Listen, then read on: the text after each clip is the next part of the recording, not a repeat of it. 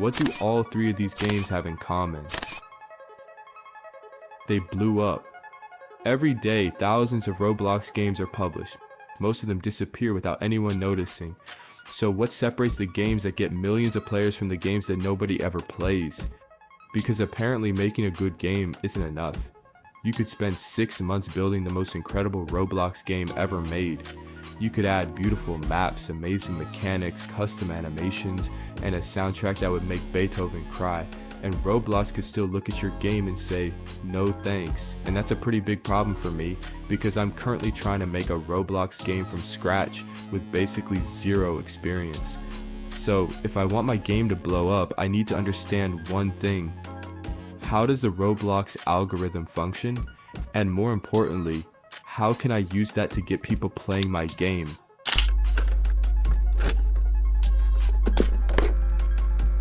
After researching how Roblox recommends games, I found 6 things that can make or break your game's chances of going viral. Because I'm trying to make a cash grab, I'll need one tiny thing first: players.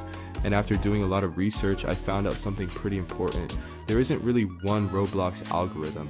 Roblox has different discovery systems, but the biggest one I care about is the homepage.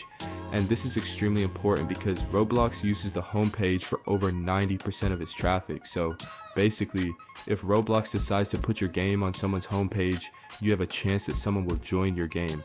Well, what if your game doesn't reach the homepage? Good luck posting your game link in your family group chat. But now for the important stuff. So how does Roblox decide what games to recommend? Well, it looks at something called recommendation signals, and one of the most important ideas behind all of them is simple. Roblox wants to know, do people actually enjoy this game? For example, Roblox tracks something called qualified playthrough rate. Basically, if Roblox shows your game to people, how many of those people actually decide to play? And that means the first thing I need is simple. I need people to actually want to click on my game, which means my thumbnail, icon, title, and overall concept have to immediately tell someone, this looks fun, I want to play this.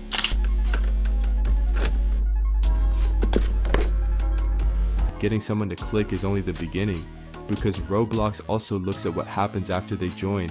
How long do they play? Do they come back? Do they play on multiple days? Do they spend Robux? Do they play with their friends? And this last part is actually pretty interesting. Roblox specifically added intentional co-play as a recommendation signal. So if someone joins your game because their friend invited them, or they intentionally play together, that's a really good sign. And honestly, this makes a lot of sense. If someone joins your game for 5 seconds, looks around and leaves because they have no idea what they're doing, Roblox doesn't exactly think, wow, game of the year. But if someone joins, plays for a while, comes back tomorrow, brings their friend, and maybe even spends some Robux, now Roblox has a reason to show that game to more people. And there is another important change. In 2026, Roblox changed several recommendation signals from looking at the last 7 days to looking at the last 28 days. So this isn't just about getting a random spike of players. Roblox increasingly wants games that can actually retain players over time, which means my game needs to give people a reason to stay. The first few minutes matter a lot. If someone joins and immediately has absolutely no idea what they're supposed to do, they're probably leaving. And if they're leaving, my beautiful little algorithm dreams are also leaving. So I need a clear concept, a strong onboarding experience, and gameplay that gets people having fun almost immediately.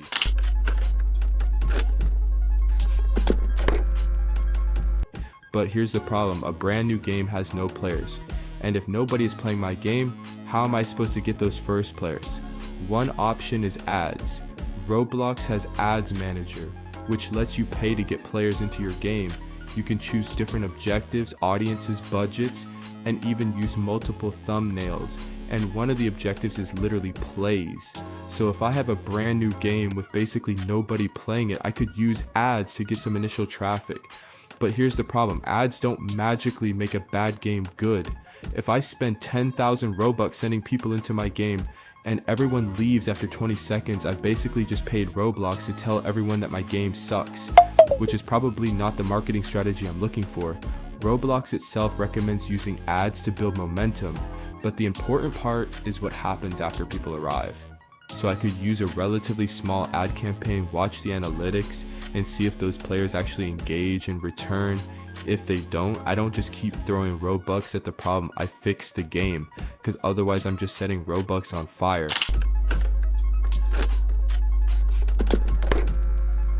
There's another way to get those first players: social media, YouTube Shorts, and TikTok. Because unlike Roblox ads, I don't necessarily have to pay for every person who sees my game. I can make videos about the actual development journey. And this is where my complete lack of Roblox development experience becomes useful. Because instead of pretending I'm some legendary developer who has made 47 front page games, I can literally show people what happens when someone with almost no experience tries to make a Roblox cash grab. I can show the mistakes, the bugs, the terrible ideas, the updates, the Robux I make, and the Robux I inevitably lose. And there's a reason this matters, because I don't need millions of followers, I need people to stop scrolling. If I can make a video interesting enough that strangers actually watch it, some of those people might become my first players.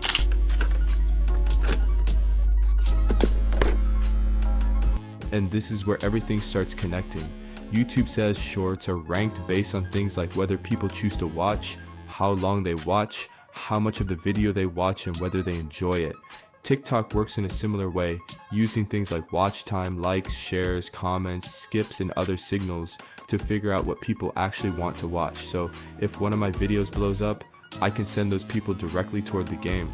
And now Roblox gets more players to test my game with. Those players click, they play, some of them stick around, some come back, some bring their friends, and now Roblox has more evidence that people actually like the game, which can potentially lead to more organic recommendations.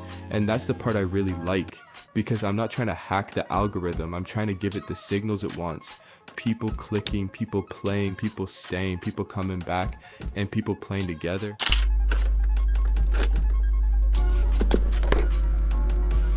And if all of those things start working together, you get a loop. A video gets attention, that attention sends people to the game.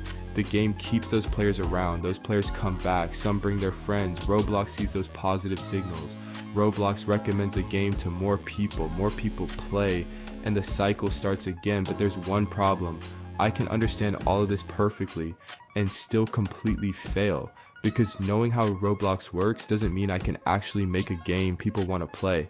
So now I have to put everything I've learned to the test. I need to build the game, get people to click, get them to play, make them stay, give them a reason to come back, and then watch what happens.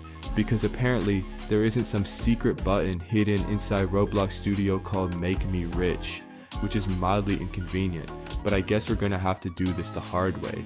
And if you want to see whether a completely inexperienced developer can actually turn this idea into a profitable Roblox game, follow the journey, because I have absolutely no idea how this is gonna end.